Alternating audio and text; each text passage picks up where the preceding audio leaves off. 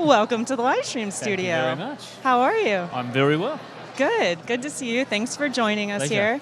here. As they can probably tell already, you're from Australia. Yes, g'day.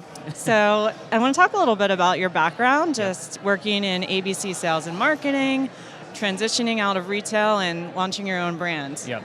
So, a background in Australia, ABC was a importer product. We used to buy people's brands and bring, or we still do, and bring them into Australia and sell them. So we had a lot of experience launching and, importing and doing the logistics for other people's brands and launching that, but we wanted to do our own one, and so that was been the change that we've done now under the Good Chris company, and obviously moving here to the US. Yeah, that's awesome. And where are you based in the US? So very fortunate. We've landed in Boulder, in Colorado, which is really a hub of natural food, and obviously a beautiful place in America as well.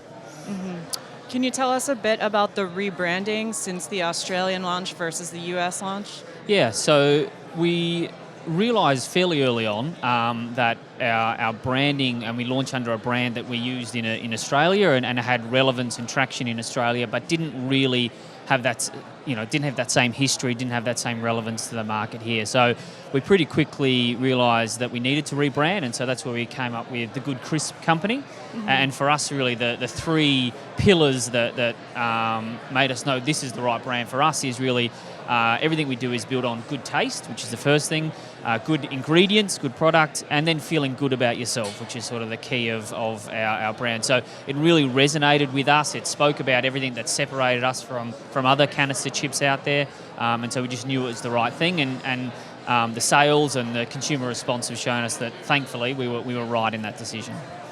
Great.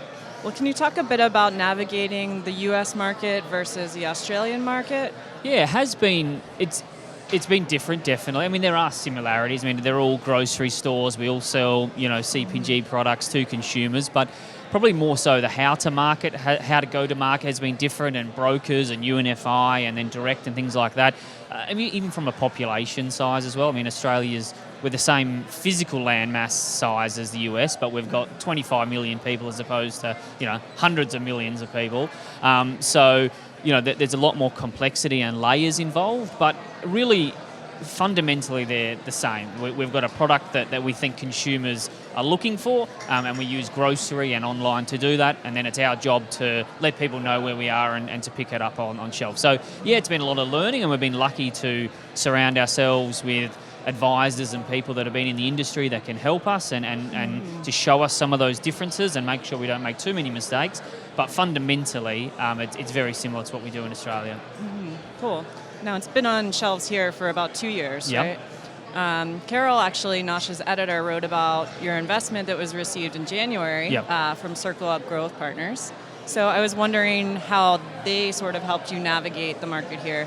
Yes, CircleUp have been really a great partner for us, and we deal day to day with Pat, based here in New York, and he's been great as well and really fits into our culture, and we get along really well with him. So that was one of the most important things is, they helped us financially and with money. That's really important. We launched nationally with Walmart, and we are with Whole Foods and things, so we need some investment in capital to help with those things, and they provided that, but more so, we wanted someone that could partner and work with us, and CircleUp have been able to do that. They've got a great network that they've plugged us into. They have a great community there, and that's probably been the biggest help that we've experienced as well. Certainly for me, coming to a new country, not having those contacts, not having some that industry knowledge there, they've been able to really quickly plug me into that, and to be able to provide some of those contacts and some of the context as well for what we're doing. So they've been a great partner for us.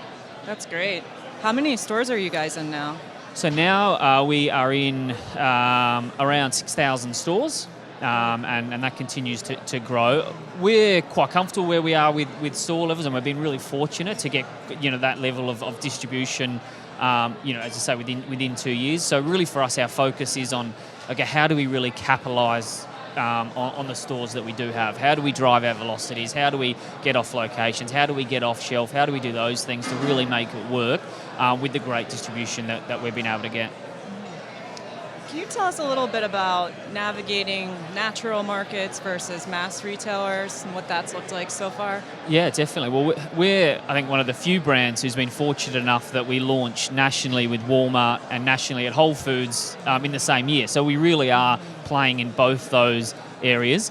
And so it's something we're conscious of and how we handle that. But we think, once again, the consumer need that we're meeting is the same. So we provide a canister chip that's all taste, no guilt, is what we say.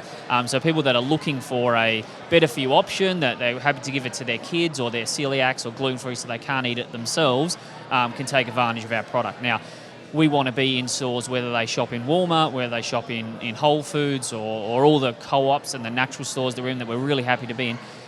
Yes, the stores are different, but the consumer need is still the same. We don't have a different product for different stores or anything like that. So for us, really, the challenge is it's more on the B2B side of things. Yeah, margins are different, route to stores are different, those sort of things like that. But we have the experience to do that. We have the people there that can help us do it. So then it's, okay, well, how do we then talk to those consumers? How do we reach those consumers? And for us, that's been probably the biggest challenge for us is, we're great at talking to the Whole Foods customer and we're plugged into that, but how do we find the Walmart customer that wants the things that we want for our product? And so we're starting to really move in that area and find those consumers, but for me, that's probably the big change between the two. Mm-hmm. What do you feel like about the product packaging stands out in a retailer like Walmart, for example? Yeah, for us, so we're in the gluten-free, better-for-you set of the Walmart store, which we're really happy to be in. And we're probably one of the few snack products there. To be honest, it's a whole range, baking mixes and other things like that. So it's actually good for us. I mean, we're certainly the only canister chip there for us. So I think our physical form and our cylinder, that really helps us to stand out, whether that's Walmart or whether that's other stores. So for us, the form of our product is a really big part of what we do. Yes, we're going to actually refresh our packaging and try and help it to pop and stand out a bit more on shelf as well, because that's a really big thing. It doesn't matter where you are, you're 3-4 SKUs on a whole aisle there of product, and so consumers sort of spend a couple of seconds there looking. So it is really important to stand out, and we're working on that. But we're grateful that our packaging the form and physically is different to a lot of what's out there in the marketplace. Mm-hmm. Yeah, definitely. Yeah. And then is there anything, I know this is your first NOSH Live, welcome officially. Thank you. Is there anything that you've gleaned from any of the panels relating to that or anything else that's helped you so far?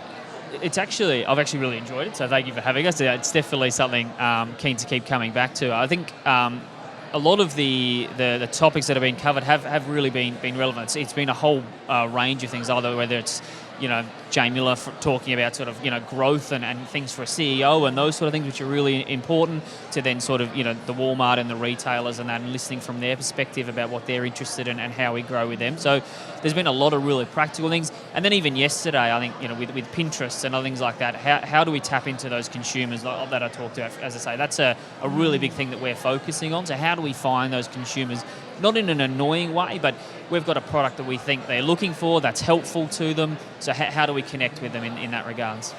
That's great. Yeah. Well, we're happy to have you and hope to have you back again. Thank you so much for stopping by the Livestream Studio to join us. I really appreciate it, and we'll see you out on the floor. Thank you so much. My pleasure. Thanks, Matt. Thanks.